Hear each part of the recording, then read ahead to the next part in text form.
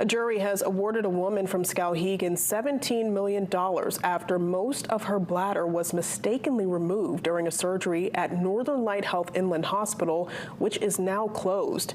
Emily Mitchell filed a lawsuit last year after she had surgery in 2023 to remove an ovarian cyst. After that procedure, Mitchell said she experienced intense pain and had difficulty urinating. This led to her having an emergency surgery. During the second surgery, doctors discovered most of her bladder had been removed, and the tissue that was removed was full of fragments of her bladder. A jury in Kennebec County delivered the verdict in favor yesterday after a 2-week trial.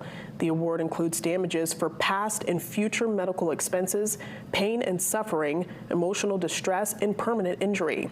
It is the largest medical malpractice verdict in Kennebec County history.